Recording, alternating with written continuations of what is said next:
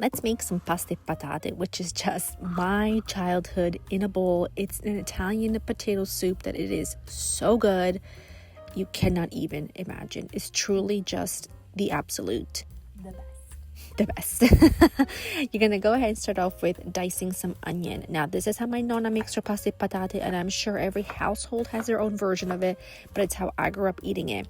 And it starts off with some yellow onion, finely diced, sliced, minced, however you want to chop it, it is fine, along with some celery, which is like really crucial here, so please do not leave it out. It's gonna miss that flavor profile that it provides. And you're not gonna go ahead, you're gonna go ahead and dice it, and you're not gonna use carrots are not needed in this recipe. You may be tempted to add them, but we do not, and I just don't prefer it with carrots.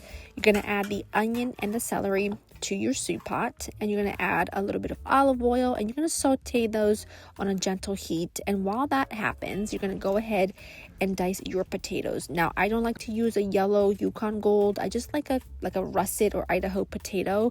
I find it to be perfectly starchy, which is going to give me a really delicious, creamy, rich, delicious soup, which is what I want.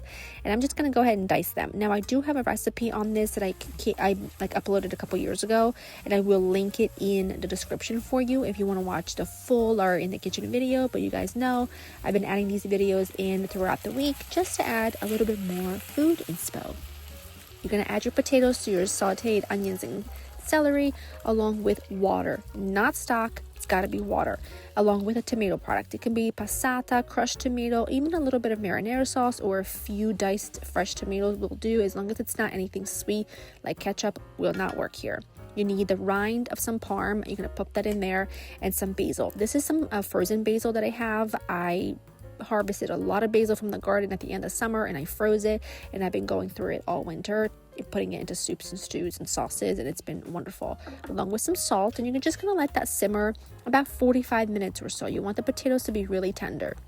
Now once they're tender and the water has reduced quite a bit, you're going to add your pasta right in. It can be ditalini, it can be elbows. We used pasta miscata, which is like a mix of short or small cut pasta.